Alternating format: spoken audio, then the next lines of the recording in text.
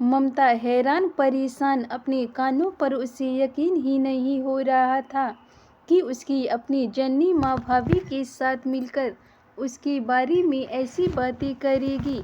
ऐसी कौन सी बात ममता ने सुन ली? हैरान परेशान वाली इस कहानी की शुरुआत होती है मायके की लाडली ममता से ही।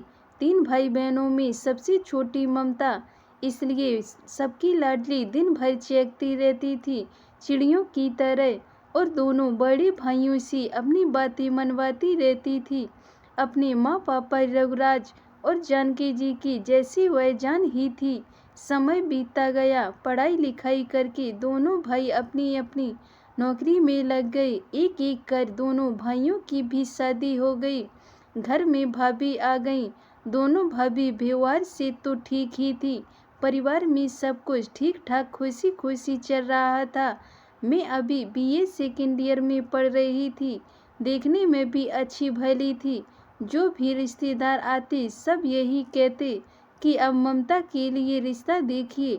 पापा कहते अभी नहीं, बीए कंप्लीट कर लेगी तब। क्या रघुराज जी, अब भी ज़्यादा पढ़ लिख कर भी क्या करेगी? घर ही तो संभालना है ससुराल जाकर।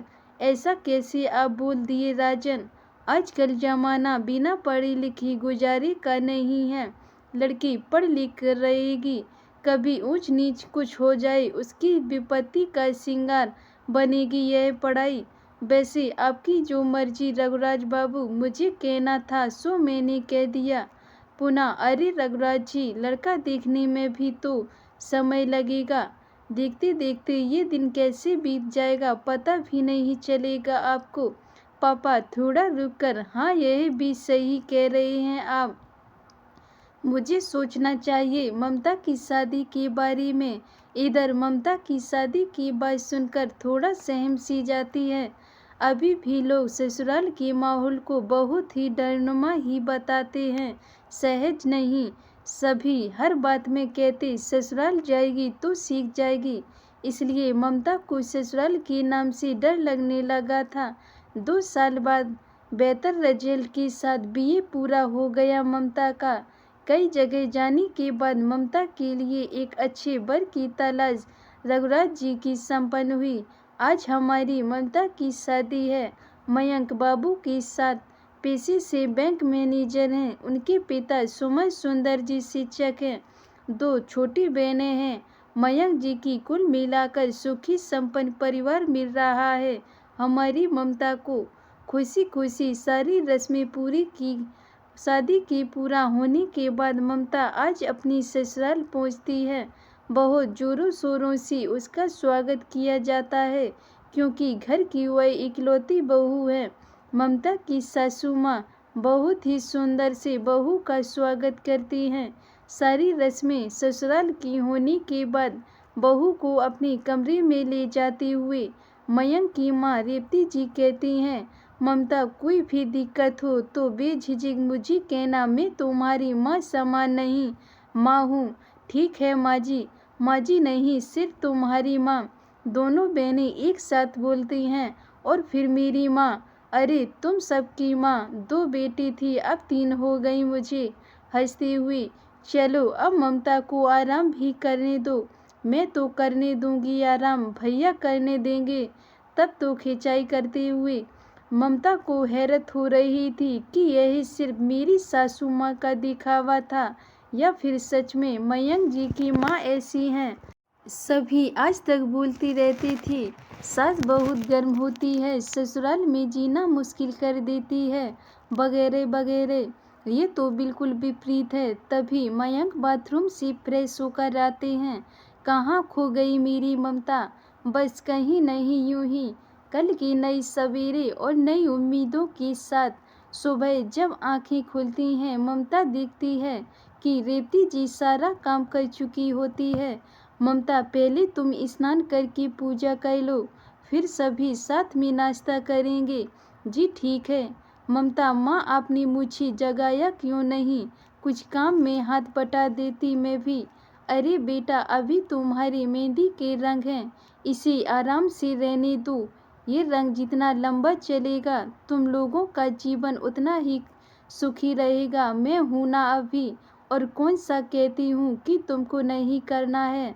मेरी बुढ़ापे का सहारा तुम ही तो बनोगी। 2-4 दिन इसी तरह बीत गए। ममता, मुझे मम्मी के यहाँ जाना है। कोई बात नहीं, रेवती जी ने कहा। मयंक, ममता को जाओ मम्मी के यहाँ से घुमा लाओ। ठीक है माँ। जब ममता अपनी मम्मी के यहाँ जाती तो 1 सप्ताह 2 सप्ताह रुक जाती। यह बातें सुंदर सुमन जी को अच्छी नहीं लगती। हमेशा कहते कि अब बहू को सर चढ़ा दिए हैं। बेटी कहकर शादी के बाद इतना कोई मायके जाता है क्या। रेवती जी कहती है कि अभी बच्ची है, ना समझ है।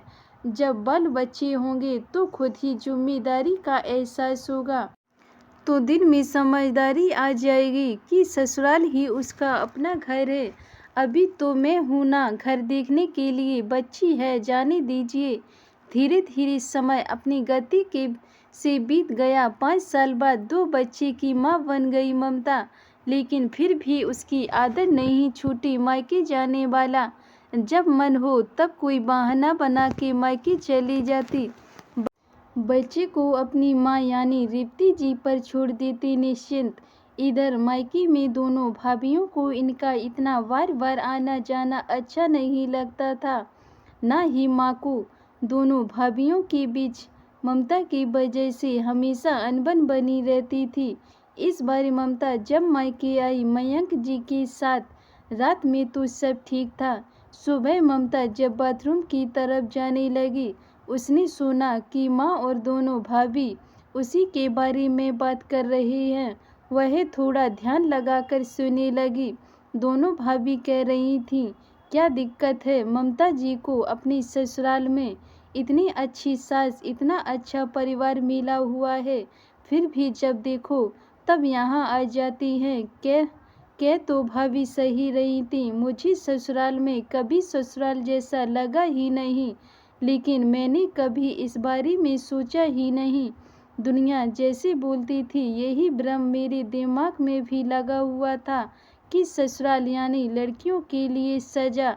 खुद तो आती ही है, मयंक जी को भी लेके आती है। स्वागत में कम खर्चे होते हैं क्या। माँ भी बोल रही थी। हाँ सही बात है। इस वक्त तुम दोनों झगड़ा मत करो, मैं ममता से बात करूँगी। तभी ममता माँ से लिपटती हुई, आज के बाद मैं बिना किसी काम के कभी नहीं आऊँगी। यही मेरा फैसला है, यही सही है माँ। ममता की आंखों से आंसू जैसे रुकने का नाम ही नहीं ले रही थी। नम आंखों से ही तुरंत वह मयंक जी के साथ अपनी ससुराल पहुंच जाती है। रेवती से लिपटकर फूट फूट कर रोने लगती है और कहती है, मेरा मायका छूट गया दहलीज की उस पार। रेवती जी, अरे पगली, तुम्हारा दूजा मायका हमेशा तुम्हारा इंतजार कर रहा है। अपने घर को रोशन करो, यही तुम्हारा असली मायका है।